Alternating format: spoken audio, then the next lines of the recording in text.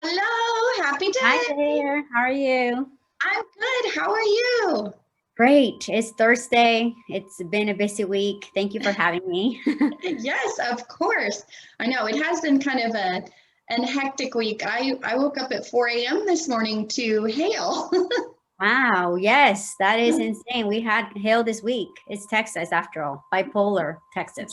Yeah, and it'll be what, 80 something later today, probably. Crazy. I know that's nuts. Well, I want to dive in. I want everybody to learn about you. So tell us about you. Thank you for having me. My Of name is course. Angelica Reyes-Johnsen. I live here in Dripping Springs.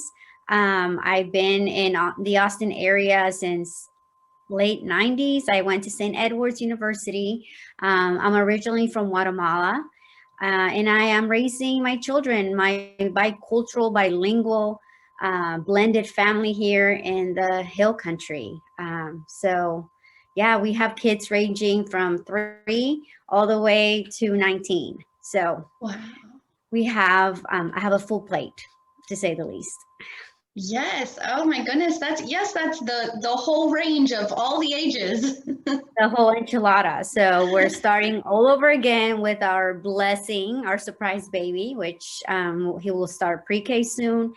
But we're also, have a middle school football player. We have junior and high school that just got a car and a 19-year-old daughter. So it's a lot Oh, to a handle beautiful in one. family. Yes, it's a big, blended, beautiful family here in Dripping Springs. Oh, that's fabulous. I feel like in Dripping Springs they have the community is very welcoming to the blended families and what the definition of family is. It's not necessarily exactly, these rigid standards. I love that so much. Right. And this is a perfect place to raise children that are different with different needs, special Mhm. needs. Yep. There's always a little bit of something for all the families that are seeking something unique for their specific child. So we have kids that don't do sports. We have kids that love sports. We have kids that are Spanish speakers, and we have a wonderful Spanish speaking program in Dripping Springs. Mhm. So yeah, we're really diverse. I love this community. Mhm. Me too. I'm right there with you. Well, I know that you have this really neat business. And so the beginning of business, usually people have an interesting story or, some background of how it began. So can you kind of walk us through that? Yeah, I would love to share my story. So, being living in South Austin, St. Edwards, I was really involved with the community outreach, specifically Latino community. In my past life, it's in government, community relations. And so I was kind of forced to be a stay home mom with my surprised baby. And so I had an opportunity and the support of my husband to do something that would help not only my native country in Guatemala, but also our kids. They're growing up in this kind of bubble, even though Dripping Springs is a beautiful, amazing community for our family. It's really not diverse. I believe about maybe 87% is Anglo. And so there's not really that much diversity, the same diversity that I was used to growing up in South Austin. And so I wanted my children to be exposed to that a little more, but also be more have that access to my culture, so that they don't lose it, so that I don't lose it, being so far away. So I don't know if you recall, but it was about 2015, 16, where you saw huge, waves of unaccompanied minors. We're still undergoing that problem right now, but it was during that time that I wanted to help. And so I spent summers in Guatemala trying to get to know indigenous families and these families and asking them, why are you making this journey? My mom made that journey with me in the early 80s. I was only 10 years old with my brother and sister, and I vividly remember that journey. It was horrific, it was horrible. It was 21 days, and we were blessed, that nothing happened to us being so little and vulnerable in the 80s. And I can imagine that pain that the children, encounter, but also the parents, especially once they were being separated. And so I wanted to seek out, how do I help? Maybe a nonprofit, maybe, donating. And so then the idea came about, well, why don't we give them work? Every time I go, I buy so much stuff already from Guatemala, from these families. I'm from Guatemala. I have family in Guatemala. Why don't we just globally have a bigger impact than just purchasing one item once in a while? And so that's how the business came about.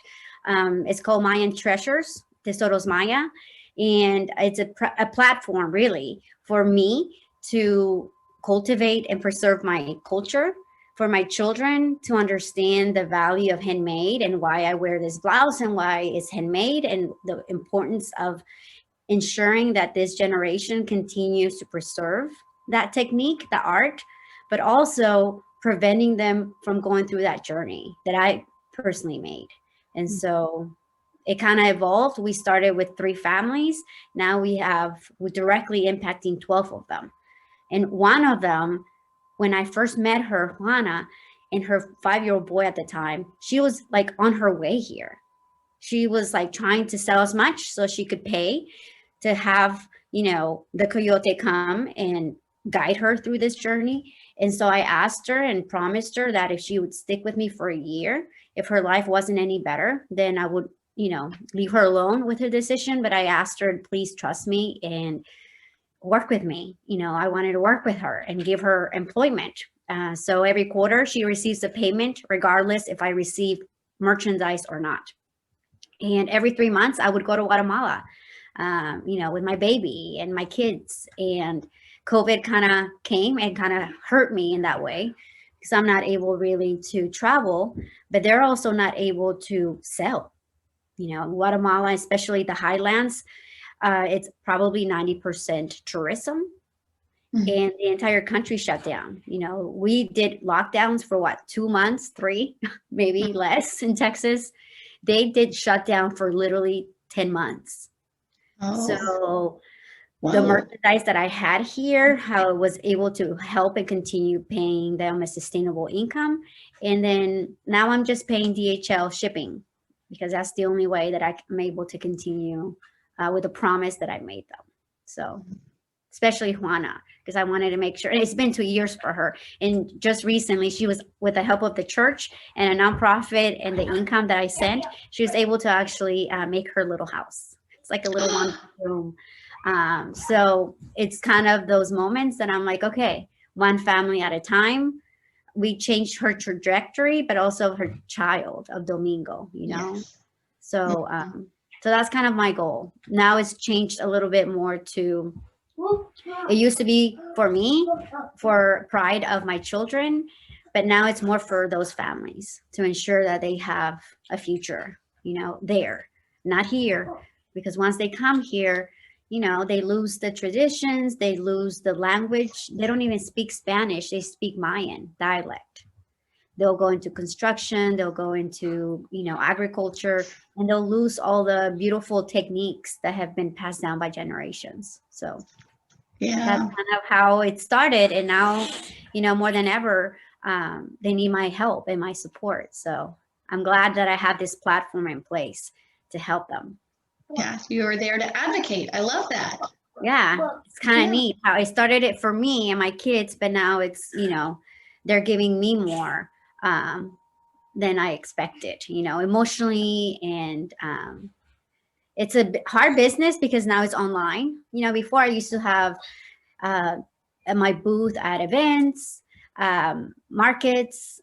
People love knowing the stories, knowing the families that we are helping. But without that, our model really changed to now 100% being online and doing online business. So that's in the whole new business that I was not aware, which is, dealing with online, SEOs, website design, marketing, Facebook ads. It's been a learning curve, but it's been a lot of fun for sure.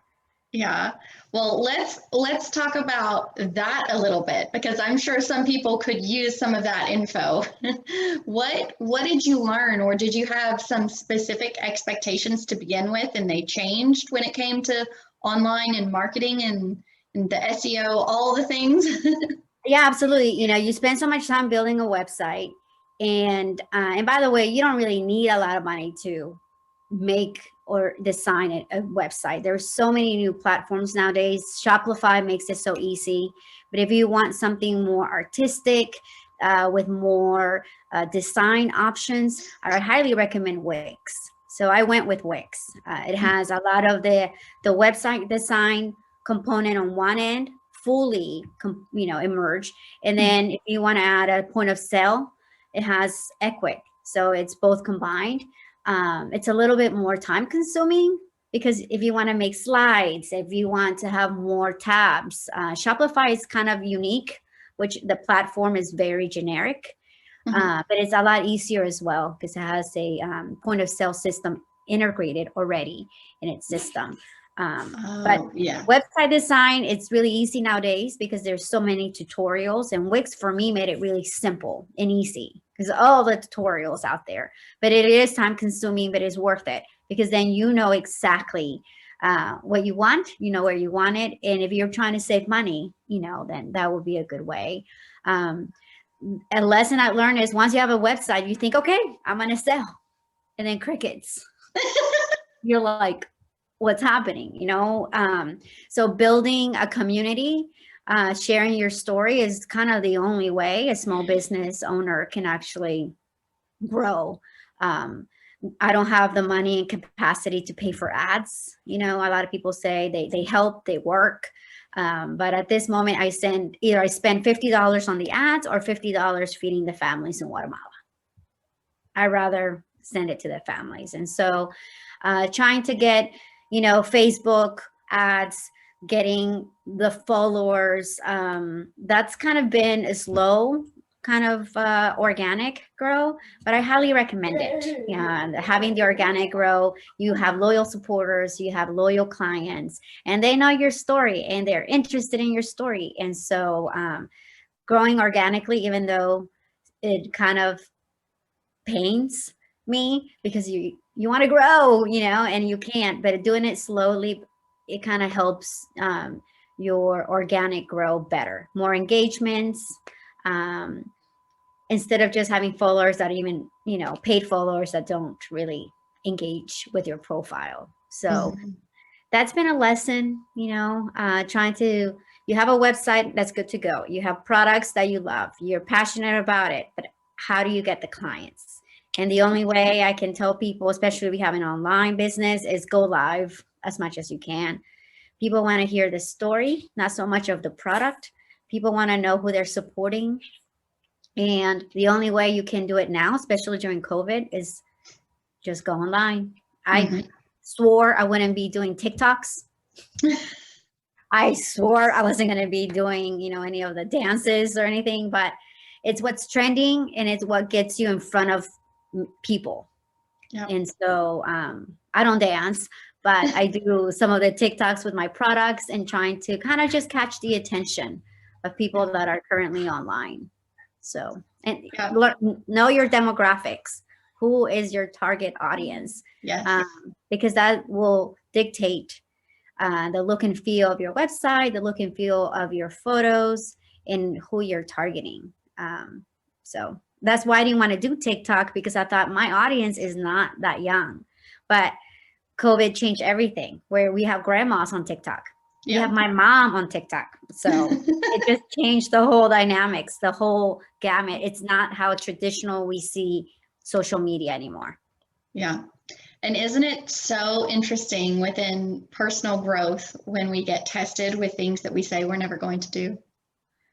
I mean, and find your clan. So I have two best friends that are running the same ethical brand. So we have Lily with Suri Styles, Uganda.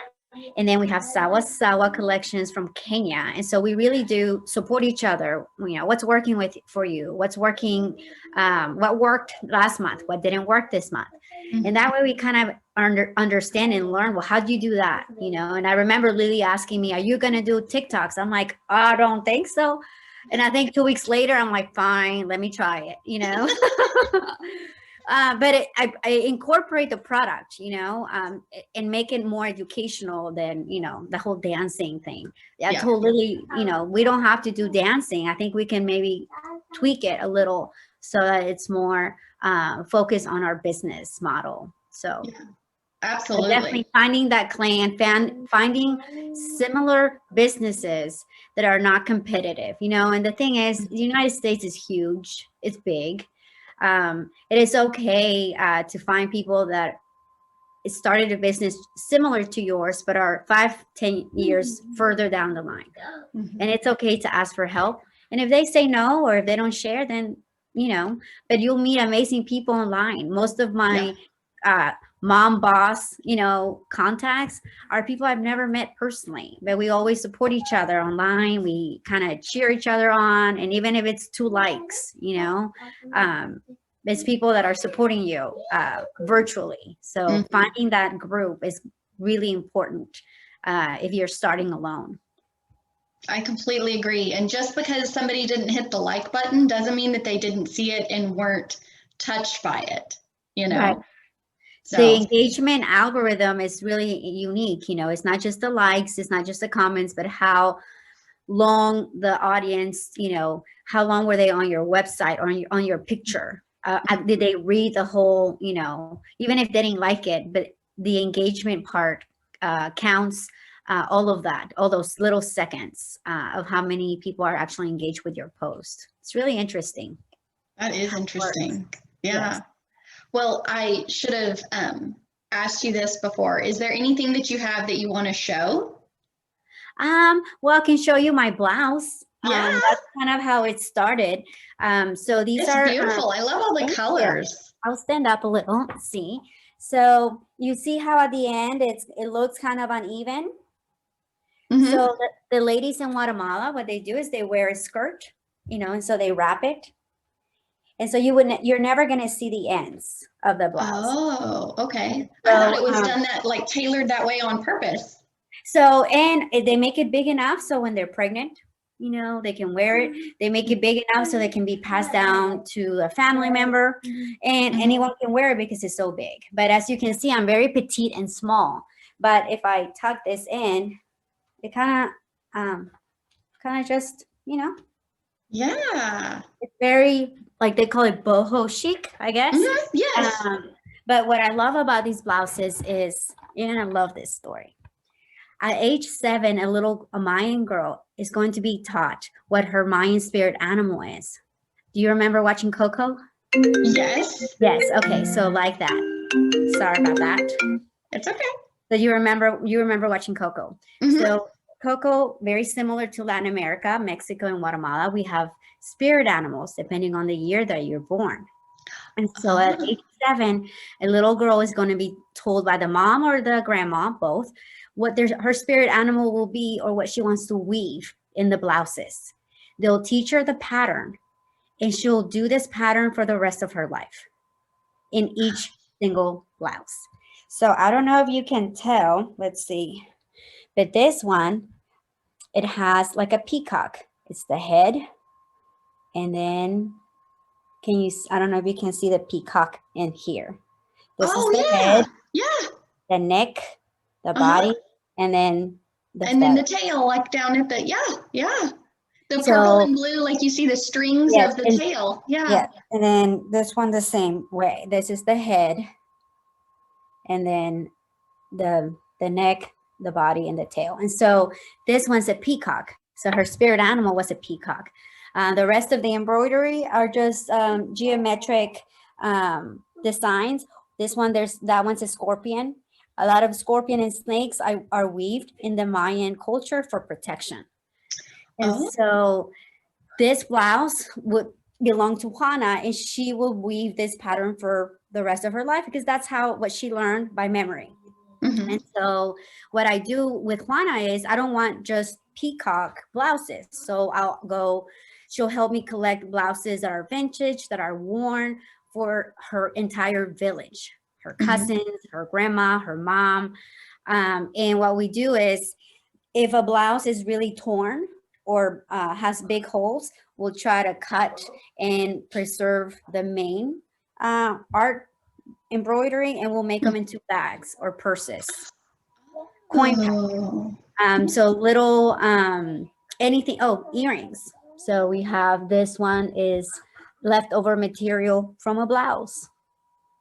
Oh, perfect. Yeah, I've seen, I have a Peruvian friend who brought me earrings very similar to that same like button, right? Like they're Yes, like a the fabric button. And button. so we're trying to, zero waste. These are materials that, to me, they're gold because they took forever to make. A lot of times, the average time that a lady takes is about 10 months, depending on the embroidery, depending how much, but it's about 10 months that it takes her to make. So we try to preserve every little piece that's left over from a purse, or after making a wallet. And then we try to use everything we can to preserve that textile. Oh, that's So everything so you see on my neat. website, everything you see, in my booth, if you ever see me outside now that, some of the restrictions are being lifted, everything's been handmade. Everything had a human touch. And there's a story behind each product. It's not just because the lady likes volcanoes or the lady likes flowers. It really depends on the village she's from or the village that she grew up. It tells the story of her life. The neckline that you see in the back right there, Uh-huh. the neckline looks like it has a sun. In Guatemala, the Mayan ladies don't wear jewelry. And the only way she is a married person is because she has that neckline stitched on her neck. The design is supposed to symbolize the sun. And just like the sun, her husband is the center of her world. Oh. So if you see a lady wearing that sun-like neckline, it's because she's married.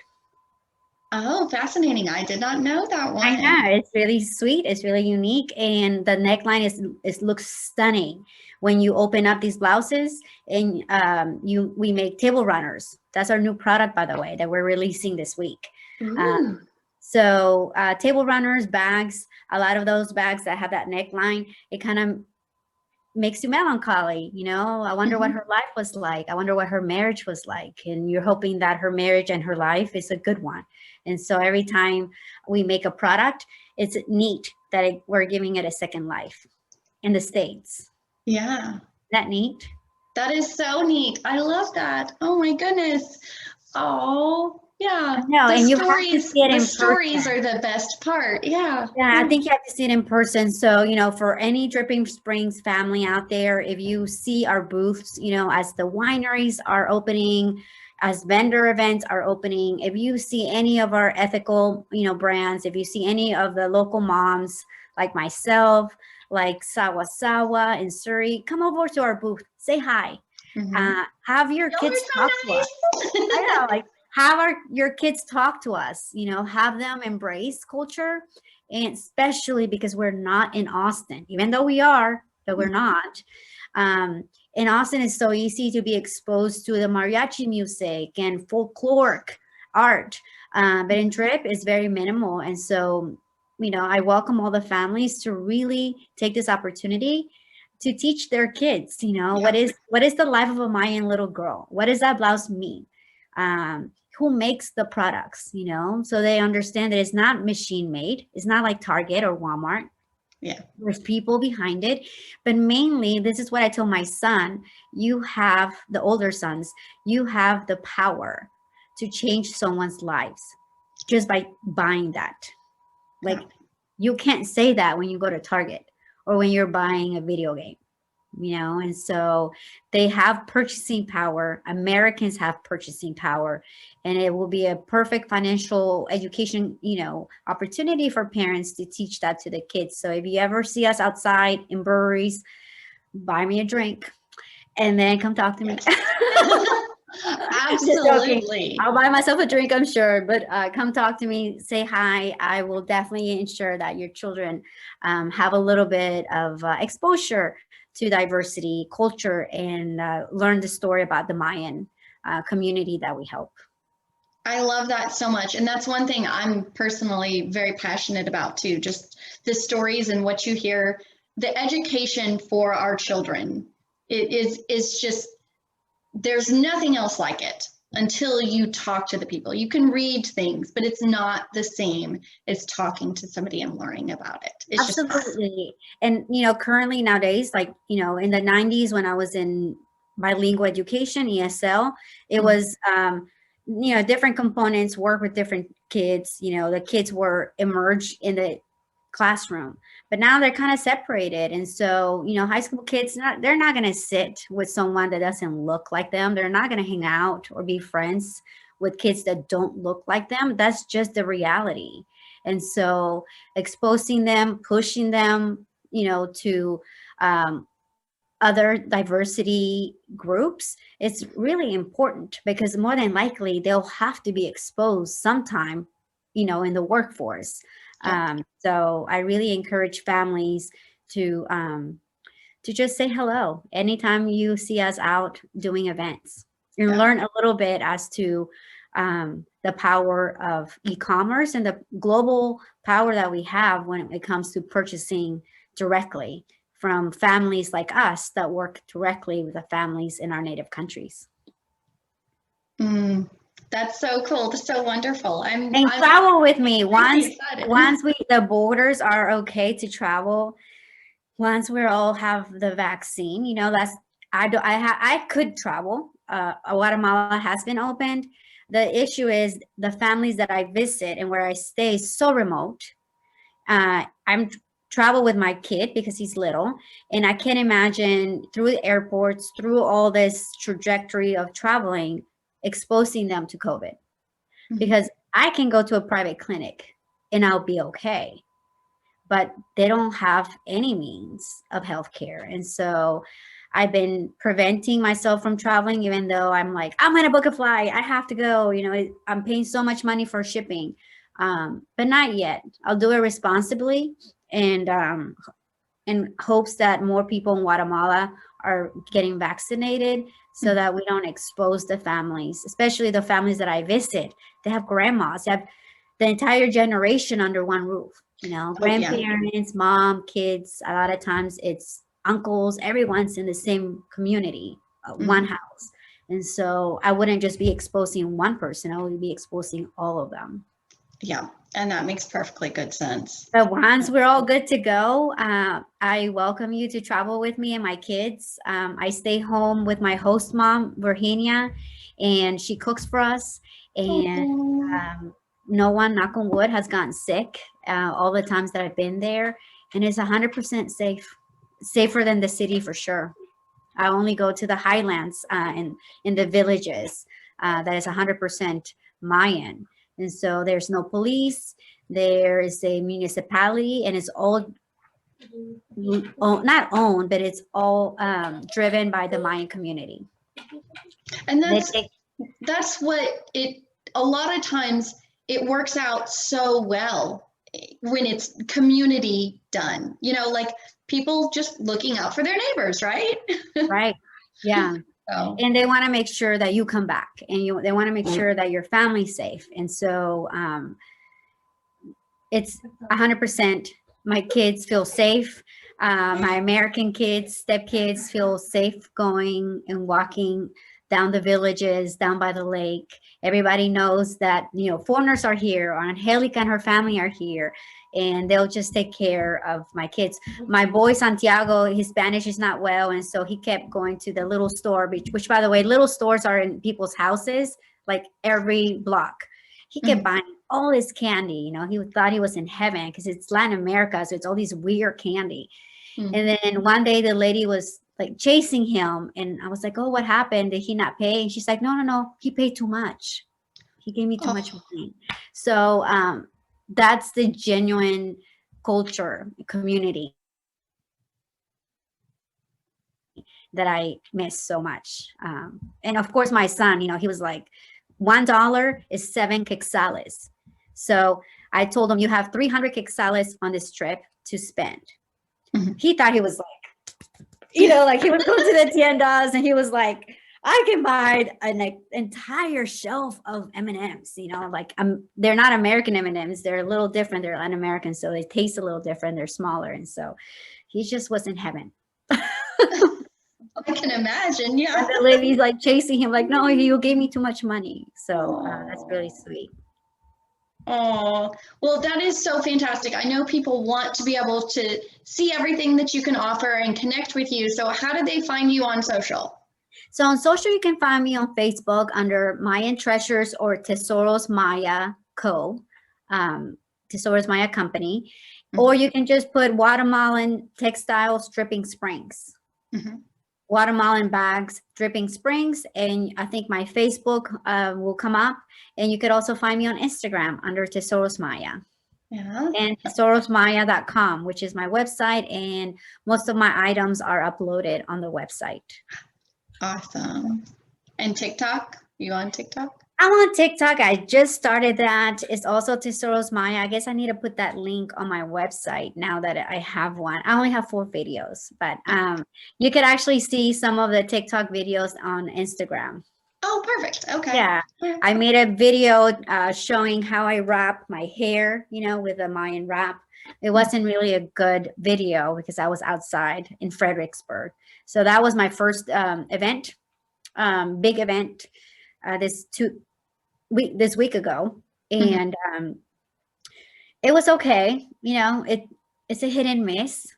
You know, it's a new community. People don't really know the difference between Guatemalan and Mexican. And so there were a lot of Mexican booths there. So it was an okay event. But the one event that's amazing to me and we've been doing it for the last 3 years is Wimberley Market Days. Oh, so yes. Saturday of the month, you should go. You should take your kids, get a stroller because it's really big. It's over 500 vendors. But it's awesome. Awesome. All over Texas. And it's amazing. And you're really helping the local community there. It's run by the Lions Club.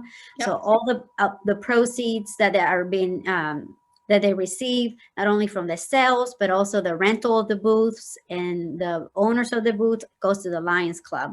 So I highly recommend people go. It's the first Saturday of each month.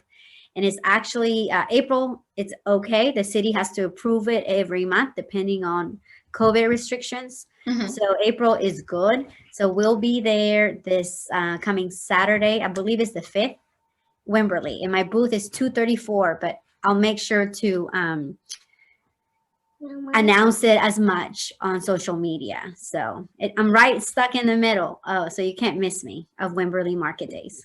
Well, that's perfect. Yes. Well, thank you so much for chatting today. I hope you have a great day. Well, thank you so much for having me. Thank you so much for wanting to hear our story and supporting, you know, not only small businesses, but mom-run businesses. Because I'm not the only mom. Moms were highly affected during COVID because we had to stay home. And so a lot of us have new endeavors, new business endeavors. And so it's really important to support each other. So if you're a single mom, if you're a working mom, running your own business, connect with me. I would love to support your business as well.